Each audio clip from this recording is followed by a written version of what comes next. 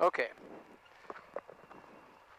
So this exercise is what you do, how to control the airplane if you lose one brake. Okay. Now the problem with losing one brake is you can't just use one brake because you'll go straight off into the weeds. Right. But having, back years ago when I first got my private pilot's license, Gino, I was partners in the J3 Cub with Gino, and it had the old bladder-style brakes. Basically, instead of disc brakes, it had a bladder that pushed out on the brake pads. Okay. Like an inner tube. Yeah. And one side or the other was always leaking. So we constantly had one brake. And it's not like we're not going to go flying because the brakes aren't working, because we're both trying to build hours. Yeah. I'm like, I got to build my hours. And his brother was the mechanic, and his brother got to it when he got to it, which was often not right away. Yeah. So I'm not saying I flew the plane with the knowledge that the brakes weren't working, but it did. A lot. So, but what I learned, in the Cub, you're going slow enough that it wasn't a big deal. The first time it happened, I figured it out myself, like, holy cow, how am I going to land? And I realized that I could still use one brake, and if I countered the braking action on that side with rudder on the other side, you'd go straight. Yeah. So let's just start off going at a walking pace. Put one foot, let's say... I'll do left foot. Okay. Left foot dead brake. So you put your heel down on the floor, and... I mean, you're right, though. That takes over dominance almost as a brake. With the rudder. With the rudder, yeah. Yeah. So Great when you push on the rudder, that counteracts the brakes. So you can use both, use the right brake and the left rudder and make it go straight. Yeah. That's actually very easy. It almost feels normal. It feels, it's so easy once you think of it. Yeah. You're right, it feels natural. Now switch sides. You can use the left brake and the right rudder, and it counteracts it. It's the easiest thing in the world. I've never heard anybody talk about it, never heard of it. No, like when you're telling me on the drive over here, I was like, I've never heard of what to do, or that scenario is never brought up in training. Yeah. So we'll just quick go up and do a takeoff and land.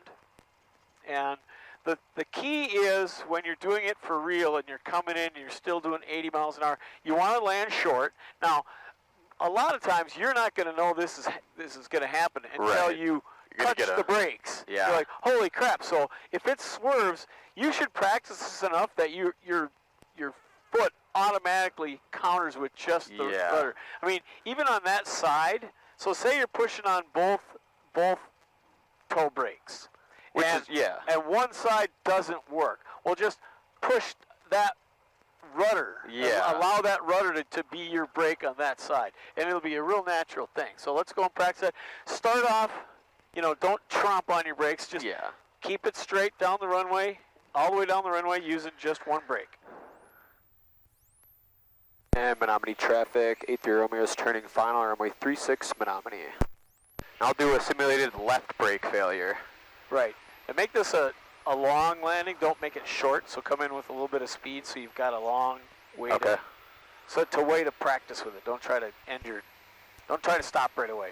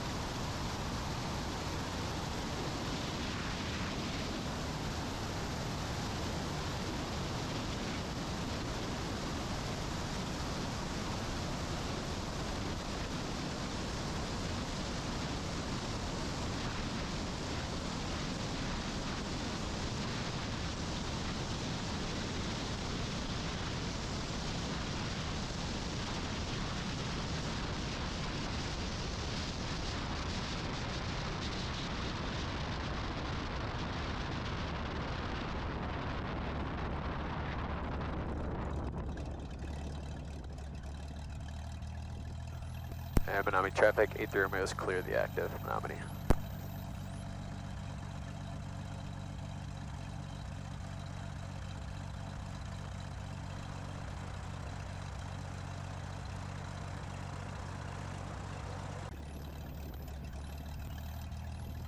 What is that you? What is that? You feel that? What? We got a flat tire? Must. How's your tire look? I can't tell. Full. I'll check the nose.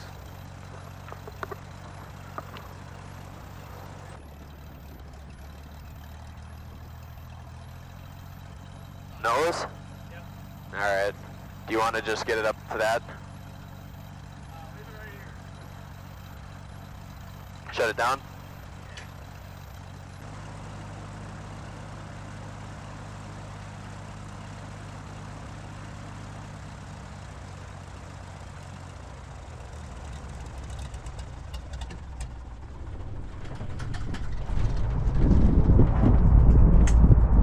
What the hell?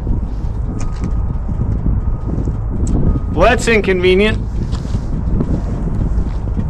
I'm gonna run and get the compressor.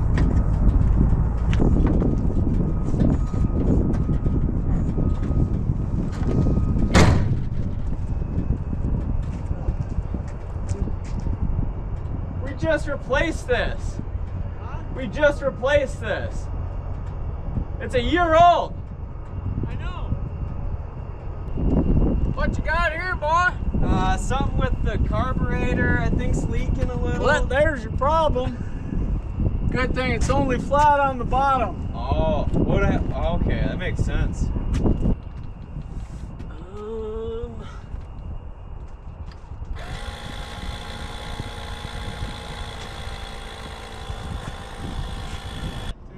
Yeah, so cold. It's so freaking cold. I'll take that little jacket from you too, man. I'll pry it.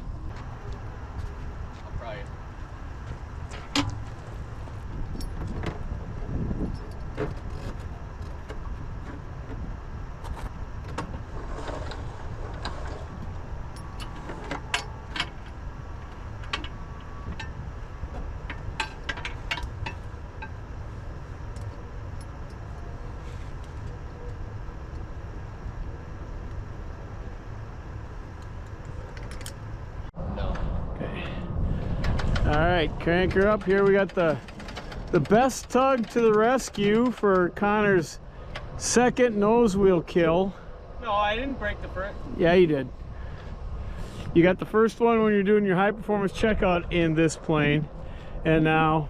Okay, so it was two, but So- who's counting? We're gonna put two little nose wheels on the cowling here for your kills. So That's two. that's two. I'm racking them up now.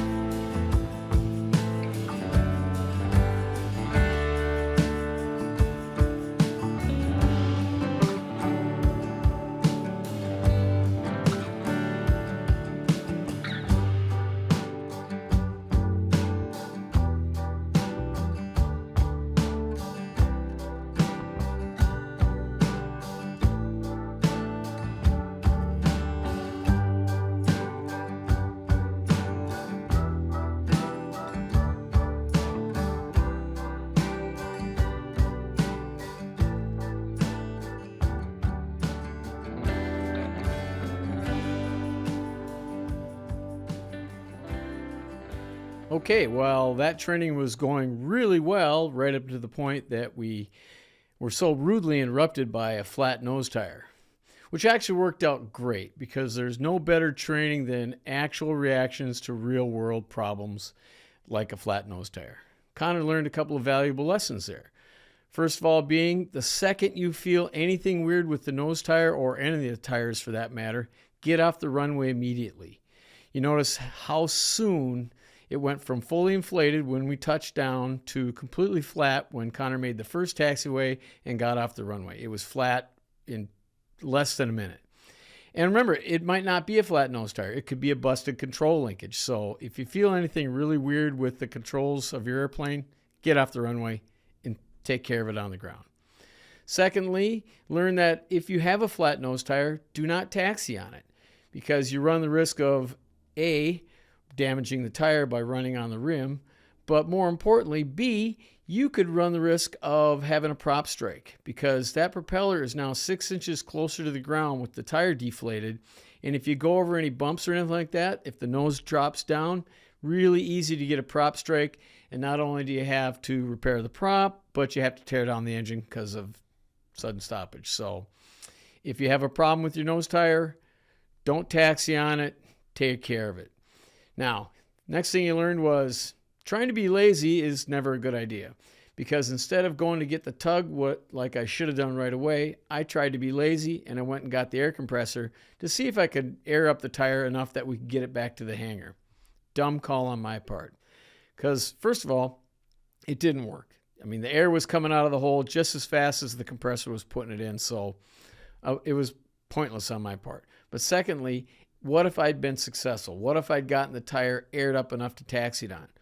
Well, by the time we unhook the compressor, get in the plane, get it started, and start taxiing again, who knows how long it would have been till the tire went flat again. And then you run, again, the risk of damaging the tire, or more importantly, the propeller and the engine. So if you ever have a flat nose tire, don't try to air it up. Don't taxi it. Just stop, get a tug, bring it back like that. Way safer. Now, as far as what to do if you have one bad break, it worked out great that we got enough training in that Connor got the hang of it. I mean, we started off out on the ramp, taxiing that way, found that if you can just use one brake, you can counteract the turning tendency of the one brake with the opposite rudder. Works like a charm. Now, if you were going to practice that yourself, like I said, do it on the ramp where you got lots of room. It's very easy to do. Connor actually got one landing where he used just one brake and one rudder. But I wouldn't suggest doing that. Just you run the risk of running off the side of the runway if you're a little too aggressive with it. But it's a way better option to do that than if it happens to you in real world by running off the end of the runway. You can use the one existing brake, counteract the turning tendency with the other rudder. Works like a charm. Okay? Well, that's all I've got for now. Appreciate you guys supporting the channel. And as always, keep your speed up.